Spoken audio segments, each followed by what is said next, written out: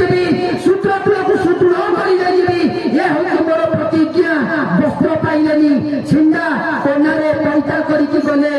छता खंडे धरिकि गले जो कृष्ण चिंती जाउथिला बेले सप्तफेई नाग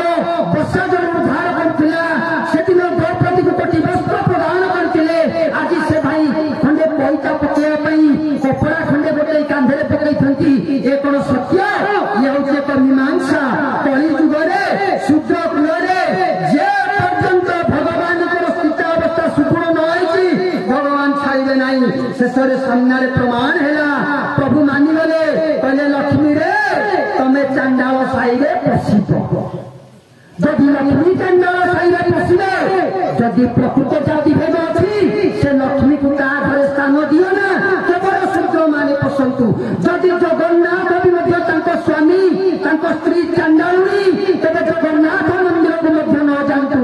जदि एक कथा सत्य जदि आमे समस्त समान काटी पकाइले देखो कारक सृष्टि परा करी अछि सभी को जातो किंपुरी फाटके गली जाउची हाथी हाथ बाटी गले छुआ हेला एमिति कंचा परिबा काटी चमर देखा किछि लोक देखिता हेले देखा माछ मांस काटी गले सुखे बुझौती नहीं जदि चमर देखा हम जदि कोठी फंक्शन होउची जदि एठी परिबा काटी गले आमे कि बोली सेठी चमर देखा माने काटुचंती जदि माछ मांस काटी गले ता घेरे आ जाति नहीं से आ छुआ आइ जाय नहीं कंचा परिबा काटी चमर देखा ताकि देखि किछि लोक हेले देखा माछ मांस काटी गले सुखे बुझौती हाथ बाजी गले छुआ हेला केमिति मूर्धन्य तियारी गरु चमरे देखो हाड़ी भात किरण रे बंधा दीपक फल पूजा पाए हाड़ी छुआ जाती किए कइला हाथ मारी गले छुआ हेला केमिति किए कोला एमिति कथा प्रसंग बहु पूर्वरु हमकु आमे समस्ते नियम रे बंधा मां मध्य पैसा लड़ी ठाकुरे कहलेनी आमे टिके विश्राम नेले काली पुणी कोठी सत्संग को जीवु तांको कथा को मध्य रखिबा ए चुंबक रे जानिथिबे जगन्नाथ बलराम जी मां लक्ष्मी ये जाति को लेके काहे के खेल चलिला ना बलराम को इच्छा थिला जगन्नाथ को इच्छा थिला जे शूद्र भी मध्य ब्राह्मण समकक्ष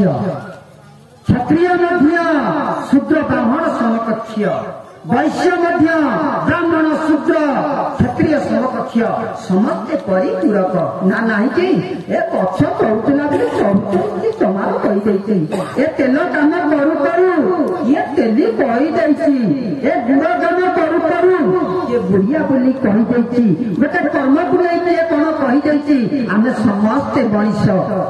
ए संसार रे समस्ते आमे समान आजिर कथा वस्तु को प्रभु श्री चरणारविंद रे सेठी आजि को पाई वर्तमान पाई विश्राम देई अपेक्षा करिबा पुणी केबे केउ दिन ए बड़ी शुभ संध्या आम पाई आसीबो हे मां माने हे बाबा माने कौनसी दिन संध्या बेले कली करिवे नाही कौनसी दिन संध्या बेले समय को अपव्यय करिवे नाही आज संध्या रे देखंतु के बढ़िया दिनटिए हैला काली जदि सत्संग नाही कोठी राजनैतिक कथा गपिबे नाही स्वामी सागरे झगड़ा करिवे नाही खाइबा को नाही बेली कि मन दुख करिवे नाही एतिकी खाली डाकिबे प्रभु कोउ दोष करितली कि आज हम गारे काई कि सत्संग कलोनी आमे टिके जाई थांतु एई कथा अभिमान करिवे एई अभियोग खोइबे दरखास्त करिवे एतिकी मात्र कही आपन मानक पाखरु विदाय नबा पूर्वरु बोल हरि बोल हरि बोल बोल हरि हरि बोल हरि बोल हरि बोल बोल हरि हरि